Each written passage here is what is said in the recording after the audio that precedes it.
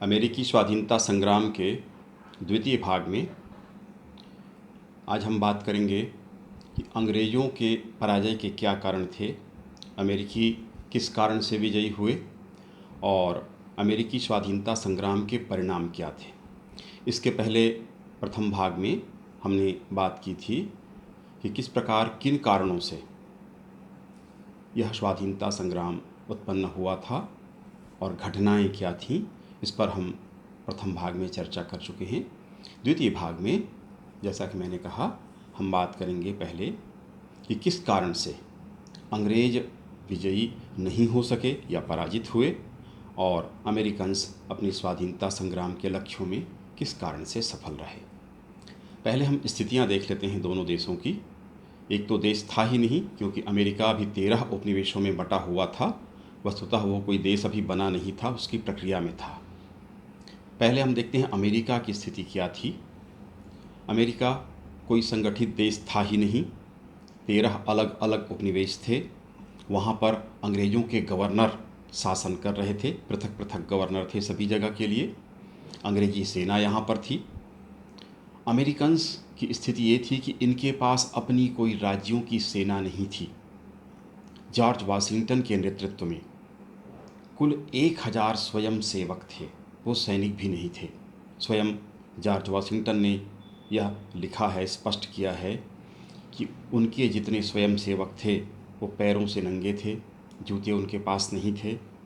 ज़्यादातर लोगों के पास कमीज़ें नहीं थीं, किसी के पास आधी कमीज़ थी।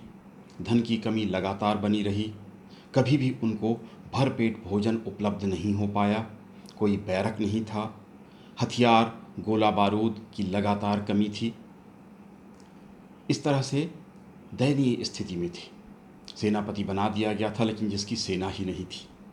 13 उपनिवेश और इतने विस्तृत भूभाग में 1000 मील तक विस्तृत था ये अमेरिका। अभी भी आप जानते हैं विस्तृत देश है।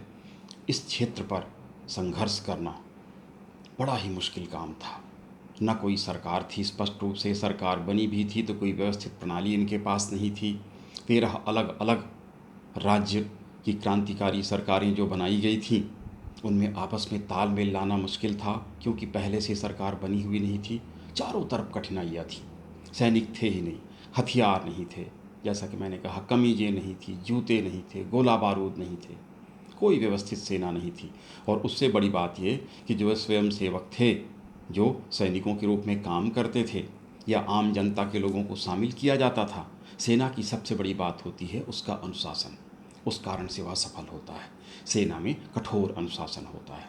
जॉर्ज वाशिंगटन ये लिखते हैं कि हमारे सैनिक एक दूसरे को कुछ भी नहीं समझते हैं।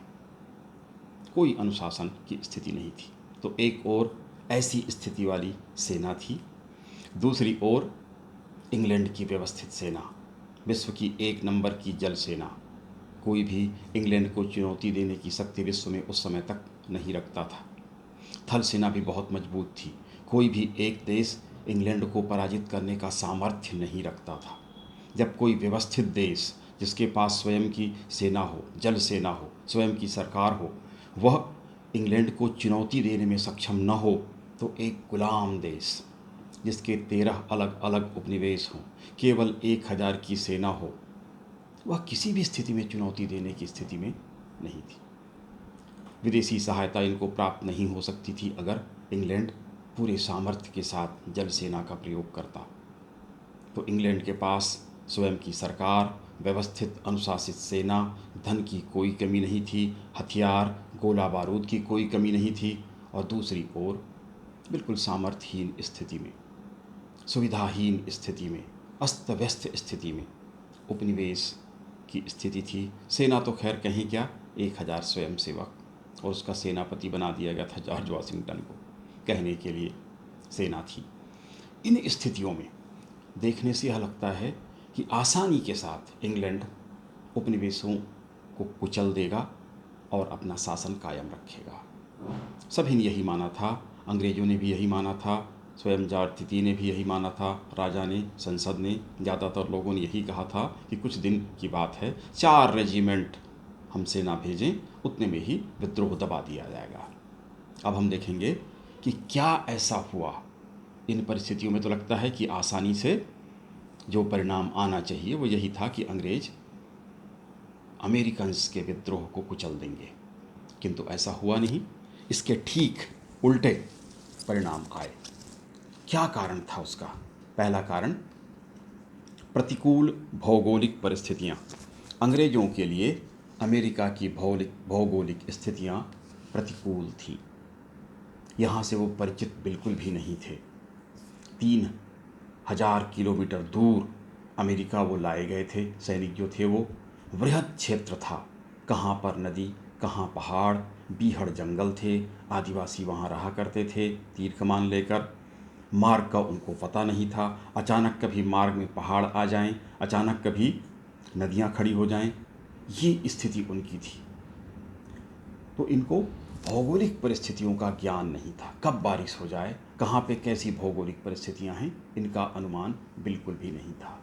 ये इनके उल्टे गया। जबकि अमेरिकन लोग भले ही 1000 स्वयंसेवक थे, जनता का इनको सहयोग प्राप्त था, चप्पे चप्पे की जानकारी इनके पास थी, क्योंकि वो वहीं के रहने वाले थे। तो प्रतिकूल भौगोलिक स्थितियों का सामना अंग्रेज़ों को करना पड़ा, इसलिए वो पराजित हुए। दूसरी बात थी, अमेरिका की शक्ति का गलत अनुमान अंग्रेज़ों ने लगाया था। 4 रेजिमेंट पर्याप्त होगा, ये अनुमान किया गया था। मैंने चर्चा की। गलत अनुमान इस तरह से था कि केवल सेना को उन्होंने देखा, उनके भीतर क्या था। युद्ध मुख्य रूप से प्रबल मनः स्थिति के साथ लड़ा जाता है, लेकिन इन्होंने ये समझा कि केवल सेना ऊपर की स्थितियों को केवल का आकलन इन्होंने किया। जनता का सहयोग था। 1000 थे, लेकिन लाखों लोगों का सपोर्ट साथ इनके साथ था। प्रत्येक परिस्थिति में जनता इनके साथ थी। जहाँ इनकी पराजित होने की स्थिति होती थी, जनता भीड़ के साथ हजारों की संख्या में अंग्रेज़ों के खिलाफ खड़ी हो जाती थी। तो अमेरिका की शक्ति का इन्होंने जो अनुमान लगाया था वह गलत अनुमान था। इस कारण से कम सेना इन्होंने भेजी, उतना ध्यान इस ओर नहीं दिया, इस कारण पराजय का सामना करना पड़ा। तीसरी बात थी सैन्य कारण। बड़ा पिट जो था उसकी मृत्यु हो चुकी थी।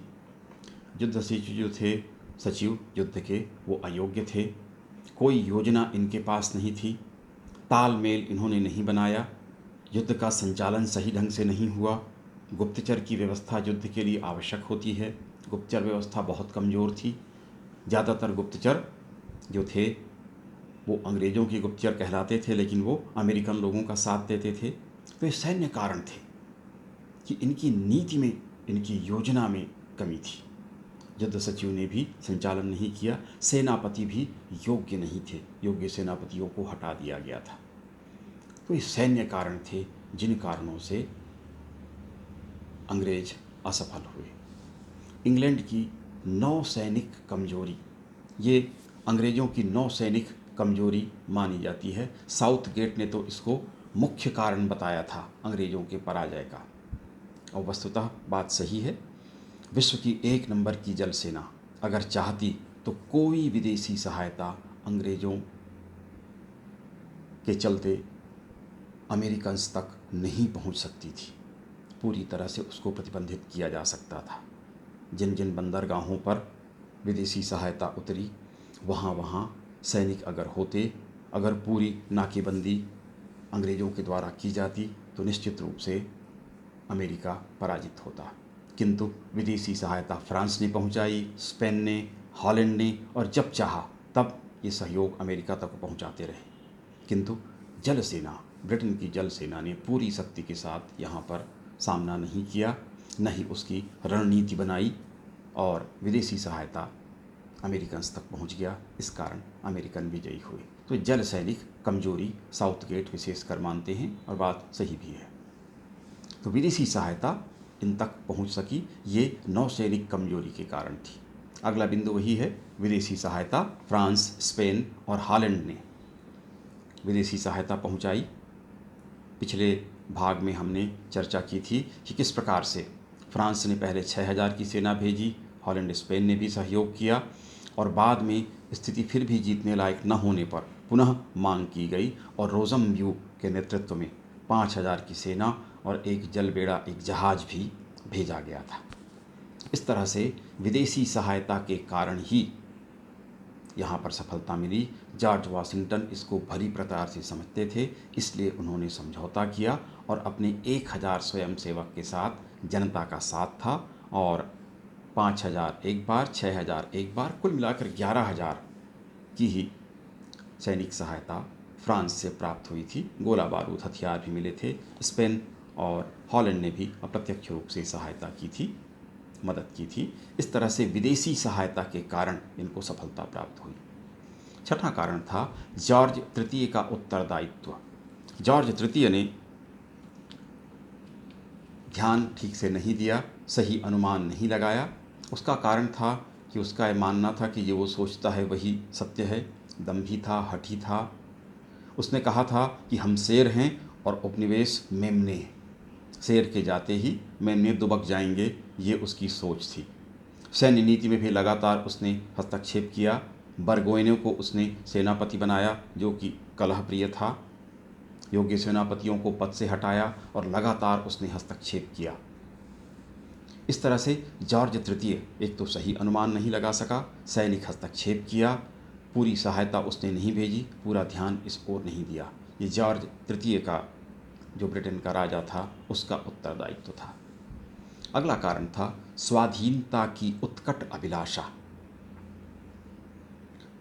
अमेरिकन्स में अदम्य इच्छा शक्ति थी। स्वतंत्र होने की प्रबल इच्छा के कारण वो किसी भी परिस्थिति में हार मानने को तैयार नहीं थे।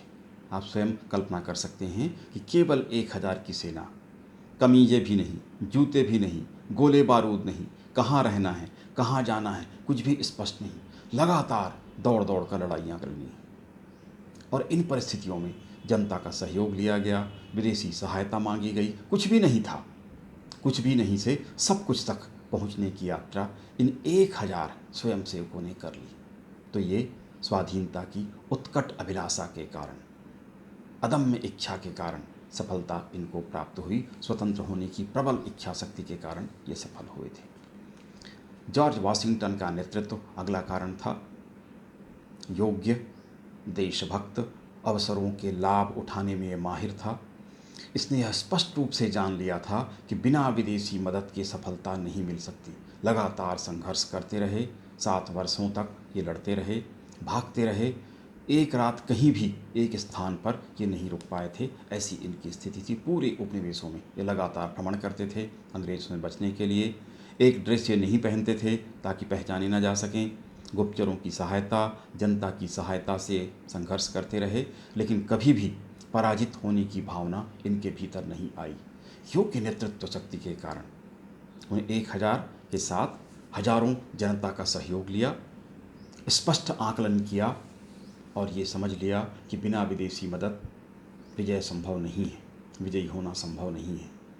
तुरंत मदद की अपील इन्होंने की, बात की, वार्ता की फ्रांस से और हॉलैंड, स्पेन से, और मदद प्राप्त की और सेना का योग्य संचालन इनके द्वारा किया गया। तो जॉर्ज वाशिंगटन जैसे योग्य सेनापति के साथ इनको सफलता प्राप्त हुई।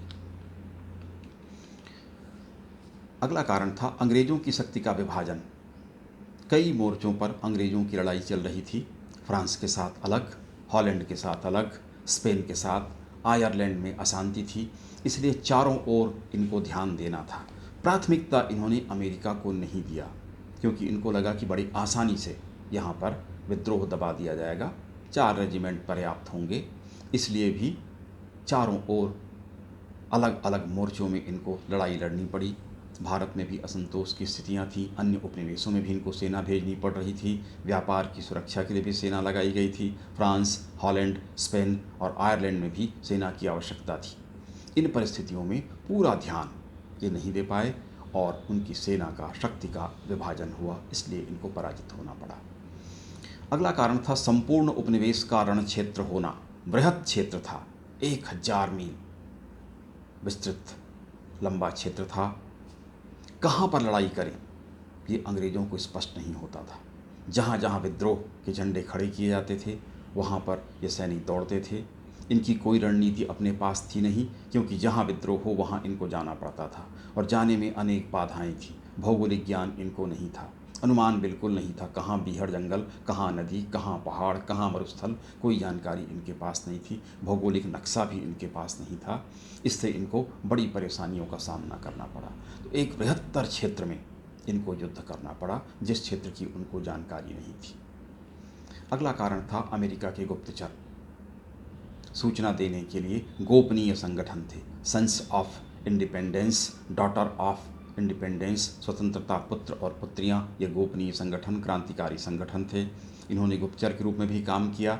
जनता ने भी गुप्तचरी की, महिलाओं ने भी गुप्तचरी की, यहाँ तक कि बच्चों ने भी पूरी जानकारी अंग्रेज़ों के मूवमेंट के बारे में, कहाँ आ रहे हैं, कहाँ जा रहे हैं, सारी जानकारी इनके पास होती थी, जबकि अंग्रेज़ों के पास ये जानकारी नहीं होती थी। यहाँ तक कि जो अंग्रेज़ों ने जिनको गुप्तचर नियुक्त किया था अमेरिकन लोगों में, वो भी इनका साथ दे रहे थे, इसकी जानकारी भी अंग्रेज़ों को नहीं थी।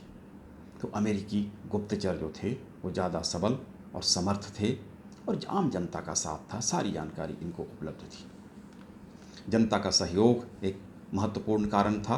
अपूर्व सहयोग जनता ने दिया। जब जब इनकी पराजय की स्थिति आई, भीड़ खड़ी हो गई और अंग्रेज़ों को वापस होना पड़ा।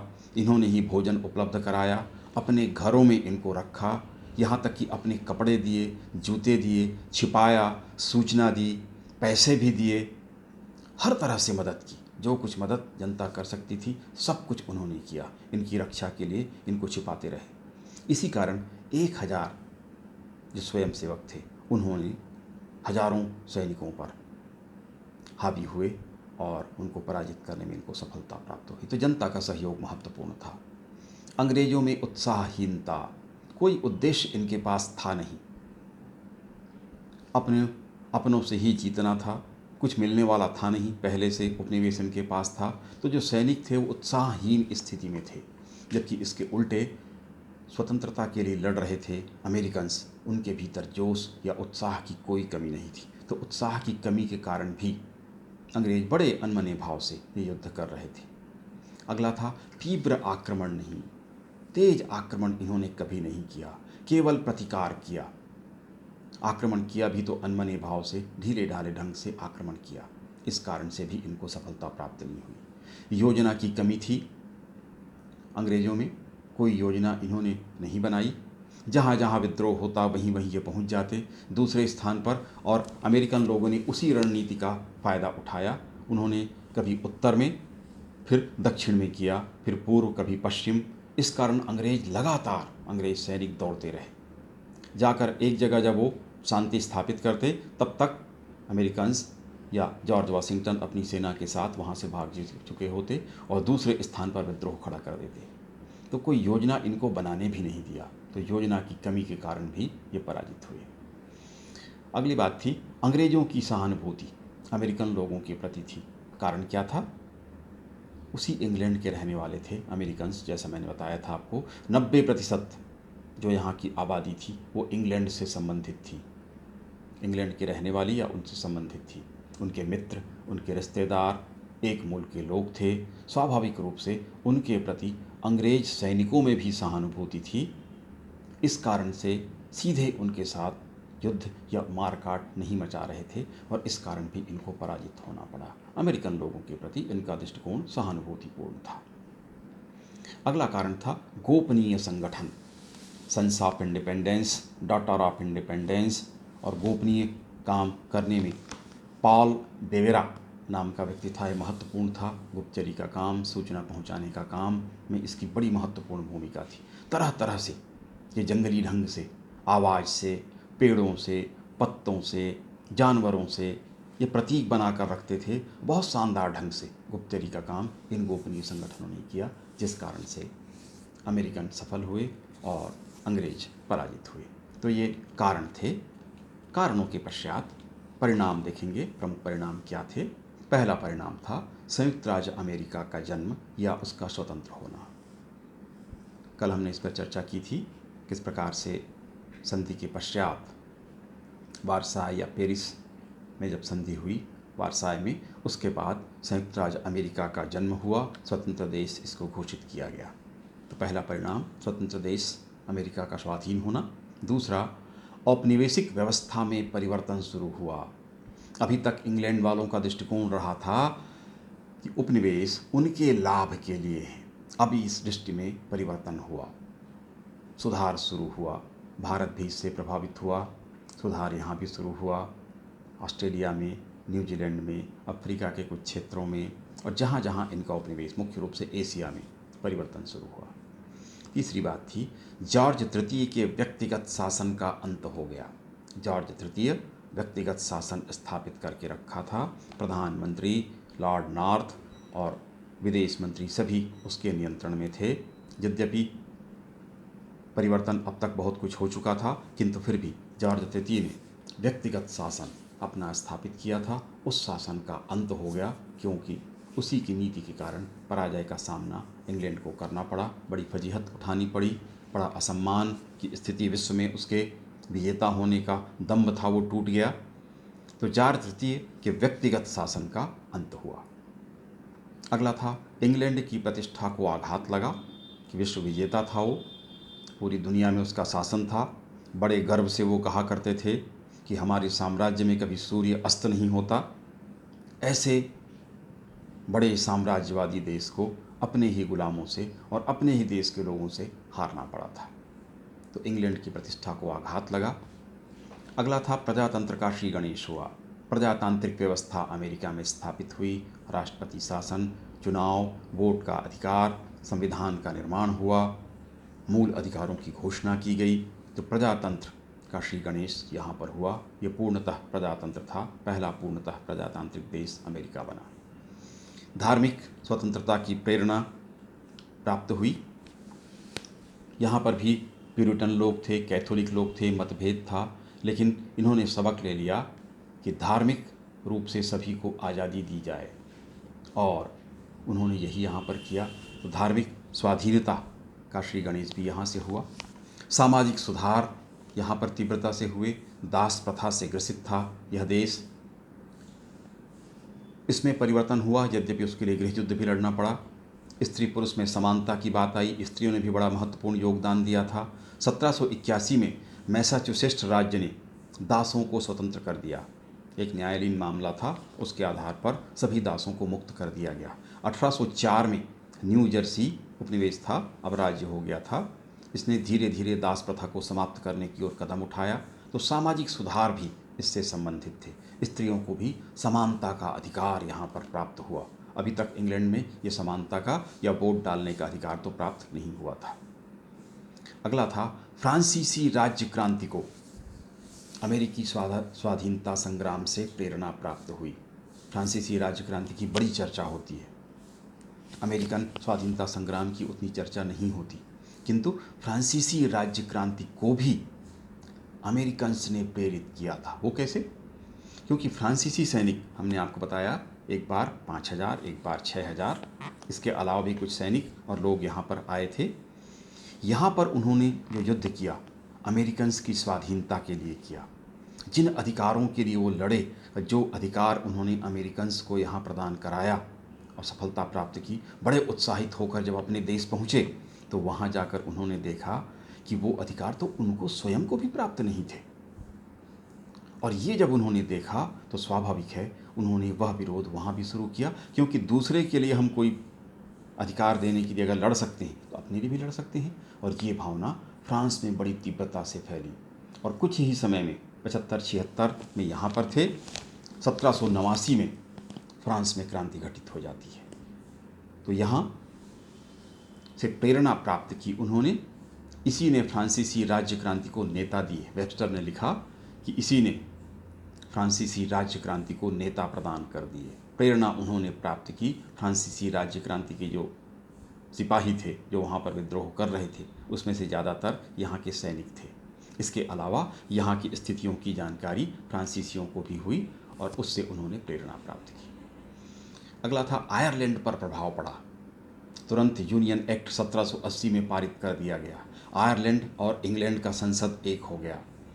उनको अलग से कानून बनाने का अधिकार भी आयरलैंड को प्राप्त हुआ। अब इंग्लैंड भयभीत था, उसने यही देखा कि कहीं आयरलैंड भी उसके हाथ से ना निकल जाए, तो आयरलैंड पर सीधा प्रभाव पड़ा। भारत और अन्य उपनिवेशों पर भी प्रभाव पड़ा। चार्टर एक्ट इसके बाद शुरू हुए regulating act, Pitt's India act. Pitt's India act को उसका सीधा परिणाम माना जाता है।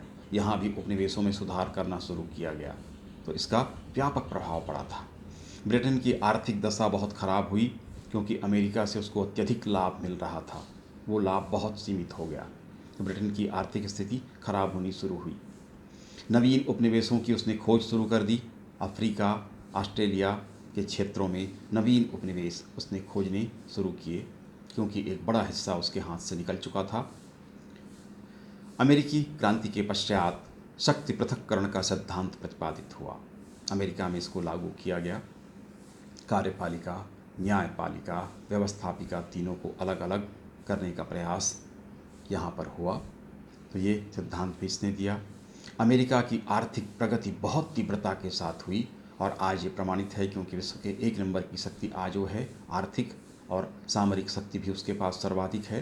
तो अमेरिका ने बहुत तीव्रता के साथ आर्थिक प्रगति शुरू कर दी। स्त्रियों की भूमिका में वृद्धि हुई। जैसा कि मैंने कहा, स्त्रियों ने भी कंधे से कंधा मिलाकर इस संघर्ष में साथ दिया था, इसलिए उनको भी समान अधिकार यहाँ पर दिए गए, और उनकी भूमिका में तीव्र वृद्धि अमेरिका से शुरू हुई। मूल अधिकार का यहाँ प्रतिपादन किया गया। पहले ही वो कर चुके थे। इसी आधार पर उन्होंने लड़ाई की थी। मूल अधिकार को इन्होंने अपना आधार बनाया था, और उसकी घोषणा उन्होंने पहले ही कर दी थी। तो मूल अधिकार आम जनता के लिए उपलब्ध कराने में ये परिणाम के रूप में स्वीकार किया जाता है। संघीय प्रणाली का जन्म हुआ। विशेष प्रकार का संघ वहाँ पर था। राज्यों को अधिक अधिकार थे, किंतु फिर भी संघ को नियंत्रण का अधिकार प्राप्त हुआ। एक संघीय प्रणाली, शासन का जन्म यहाँ पर हुआ।